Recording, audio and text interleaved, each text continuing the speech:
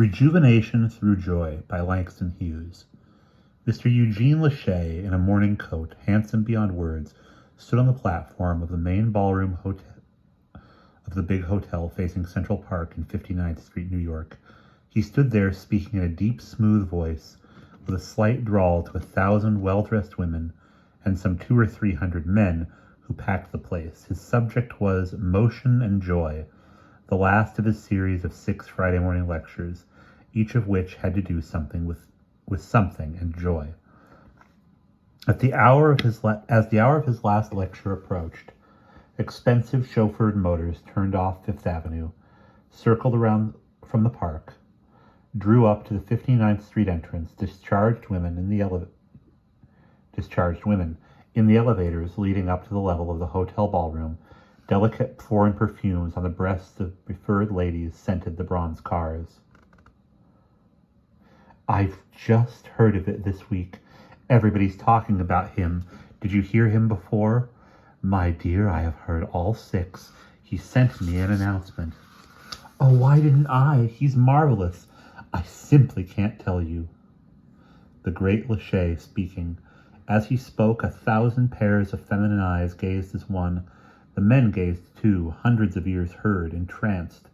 Relax and be happy. Let Lachey tell you how to live. Lachey knows.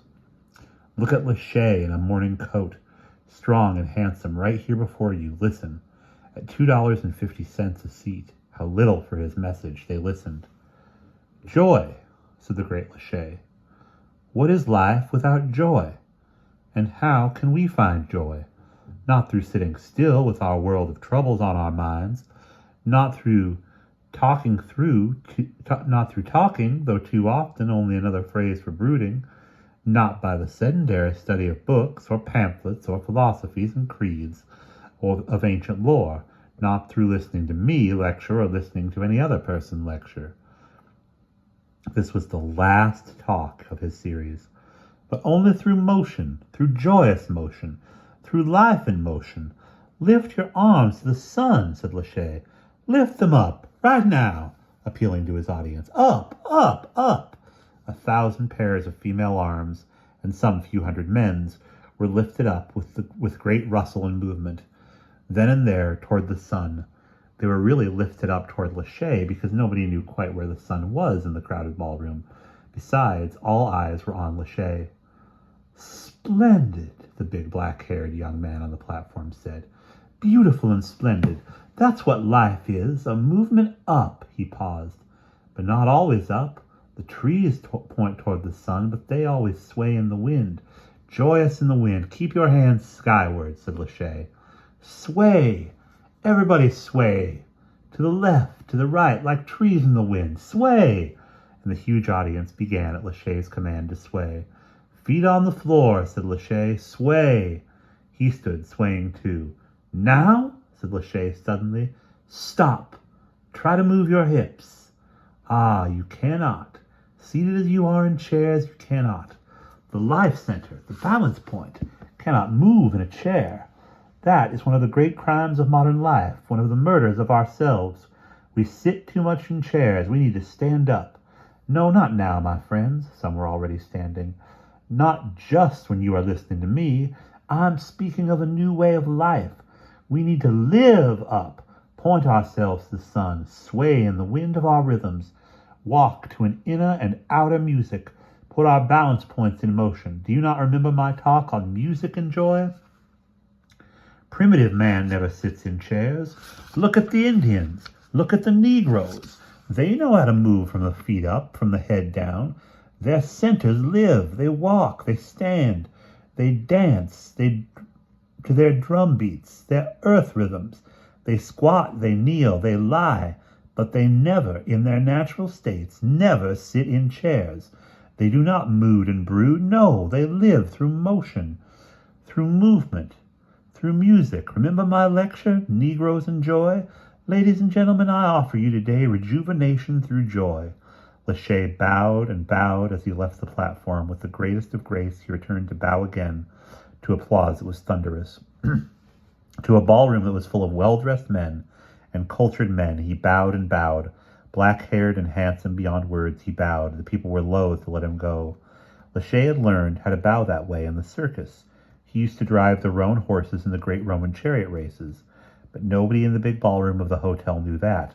The women thought surely, to judge from their acclaim, that he had come full-blown right out of heaven to bring them joy. Lachey knew what they thought, too, for within a month after the closing of a series of Friday morning lectures, they all received at their town addresses most beautifully written personal notes announcing the opening in Westchester of his colony of joy for the rebuilding of the mind, the body, and the soul. Unfortunately, we did not hear Lachey's lecture on Negroes and Joy, the third in the series, but he said, in substance, that Negroes were the happiest people on earth. He said that they alone really knew the secret of rhythms and movements. How futile, he said, to study Del Starte in this age. Go instead, he said, to Cab Calloway, Bricktops, and Bill Robinson. Move to music, he said, to the gaily primitive rhythms of the first man. Be Adam again, be Eve. Be not afraid of life, which is a garden. Be all this, not by turning back time, but merely by living to the true rhythm of our own age. To music as modern as today, yet old as life. Music that the primitive Negroes brought with their drums from Africa to America. That music, my friends, known to the vulgar as jazz, but which is so much more than jazz, that we know not how to appreciate it. That music which is the joy of life. His letter explained that these rhythms would play a great part in leading those who would come along the path to joy, and at Lachey's initial Westchester colony, the leader of the music would be none other than the famous Happy Lane, a primitif deluxe direct from the Moon Club in Harlem, with the finest Negro band in America. To be both smart and modern in approaching the body and soul was Lachey's aim, and to bring gaiety to a lot of people who had known nothing more joyous than Gurdaheef was his avowed intention for those who could pay for it. For Lachey's proposed path to life was not any less costly than of that now famous master's at Fontainebleau. Indeed, it was even slightly more expensive. A great many ladies, and gentlemen too, who received Lachey's beautifully written letters, gasped when they learned the size of the initial check they would have to draw in order to enter, as a resident member, his colony of joy. Some gasped and did not pay because they could not, and so their lives went on without joy. Others gasped and paid, and several, enough to ensure entirely Lachey's first season, paid without ever gasping. These last were mostly old residents of Park Avenue and better sections of Germantown, ladies who had already tried everything, looking toward happiness. Now they wanted to try joy, especially since it involved so new and novel a course as Lachey proposed, including the gaiety of Harlem Negroes, of which most of them knew nothing except through the rather remote chatter of the younger set who had probably been to the Cotton Club. So Lachey opened up his house on an old estate in Westchester, with a mansion and several cottages thereon, that the crash let him lease for little or nothing. Or rather, Saul, his manager, did the leasing. Instead of chairs, they brought African stools, long, narrow, and backless. "I've got the best decorator in town, too," said Saul, "to do it over primitive, modernistic, on a percentage of the profits, if there are any." "It's got to be comfortable," said Lachey, "so people can relax after they get through enjoying themselves." "It will be," said Saul. "We're admitting nobody west of Fifth Avenue," said Lachey. "No Broadwayites," said Saul. "Certainly not," said Lachey. "Only people with souls to save. And enough Harlemites to save them all." "Ha ha," said Saul. All the attendants were French. Maids, butlers, and pages. Lachey's two assistants were a healthy and hard young woman to whom he had once been married, a Hollywood Swede with Jean Harlow hair, and a young Yale man who hadn't graduated but who read Ronald Fairbank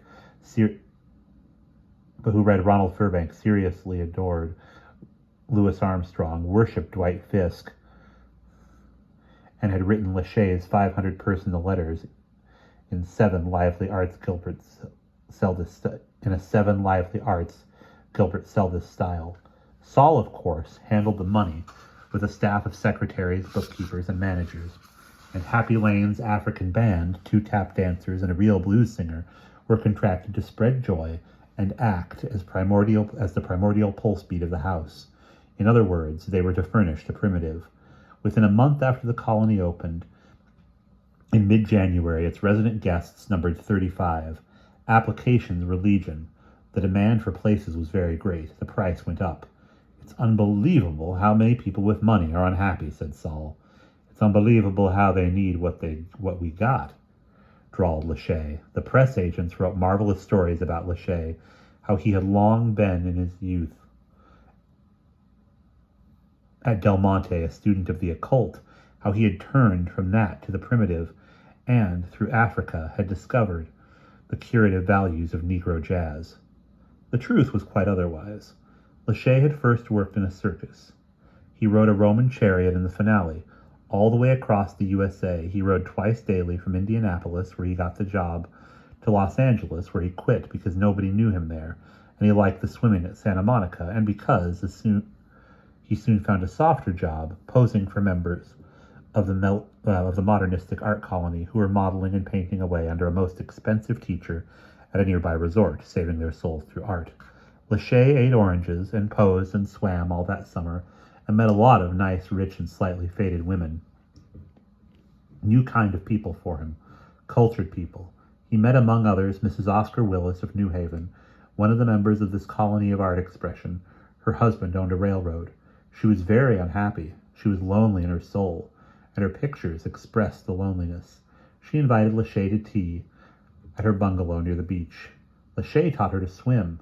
After that, she was less unhappy. She began a new study in the painting class. She painted a circle and called it her impression of Lachey. It was hard to get it just right, so she asked him to do some extra posing for her in the late afternoons, and she paid him very well. But summer's end, seasonal art classes too, and Mrs. Willis went back east. Lachey worked in the movies as an extra.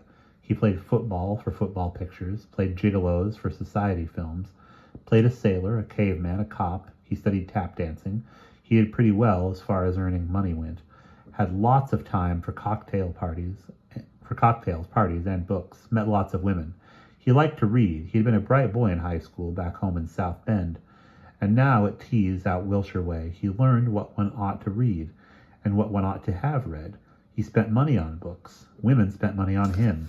He swam enough to keep a good body, drank enough to be a good fellow, and acted well enough to have a job at the studios occasionally.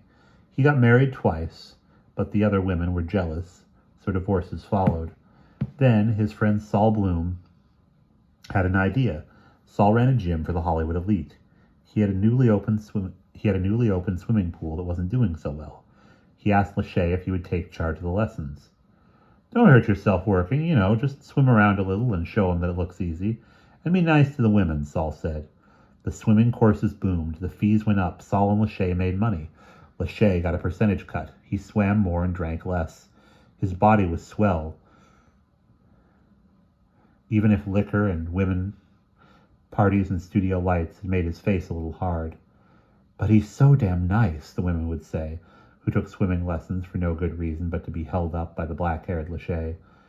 Then one summer, Lachey and Saul closed the gym and went to Paris. They drank an awful lot of liquor at Harry's bar, and at Bricktop's they met an American woman who was giving a farewell party. She was Mr. Oscar Willis, the artist, again, a long way from California. "What's the idea?" said Lachey.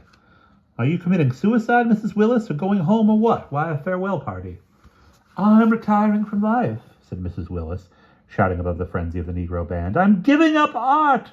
I'm going to look for happiness. I'm going to the colony de Digny." "Whose colony?" asked Lachey. He remembered how much colonies cost, thinking of the art group. "Mogador Bonaz's colony," said Mrs. Willis. "He's a very great Slav who can do so much for the soul. Art does nothing. Only one must agree to stay there 6 months when one goes." "Is it expensive?" asked Lachey delicately. "I'm feeling awfully tired, too." "Only $30 a day," said Mrs. Willis. "Have a drink?"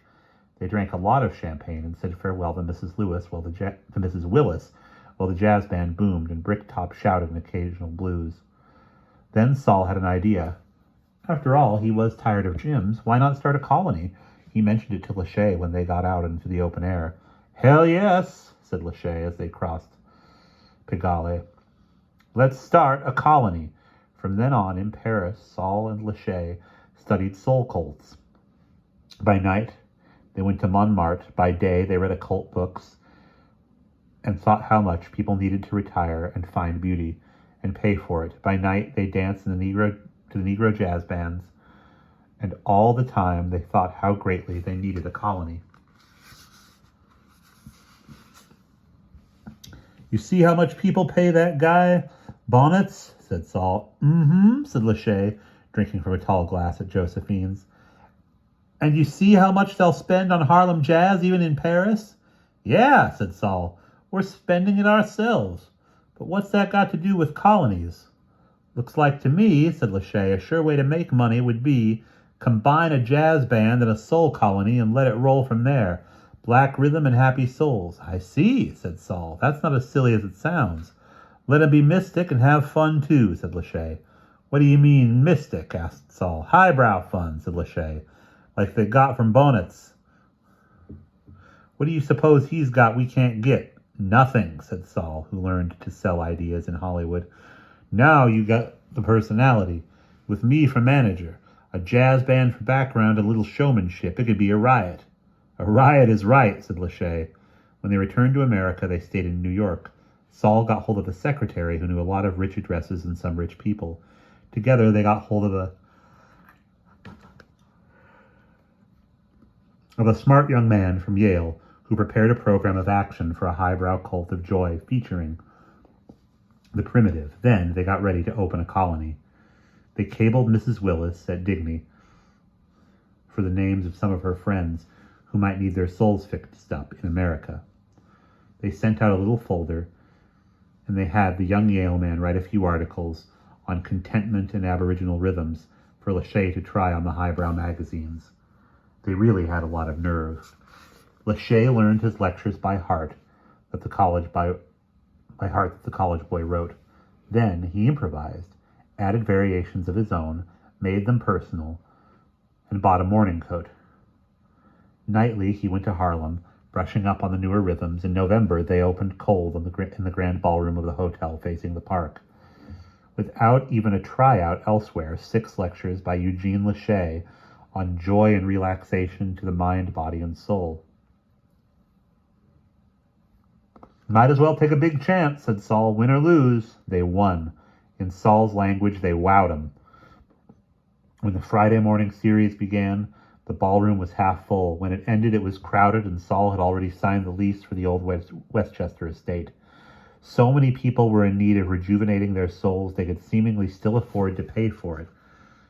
That Saul gave up the idea of returning immediately to his gym in Hollywood. Souls seemed more important than bodies. How about it, Lachey? The intelligentsia dubbed their highly publicized efforts neo-paganism. Others called it one more return to the primitive. Others said out loud it was a gyp game. Some said the world was turning passionate and spiritual. Some said it was merely a sign of the decadence of the times, but everybody talked about it. The papers began to write about it, and the magazines that winter, from the Junior League Bulletin to the Nation, even the new masses remarked usually snootily,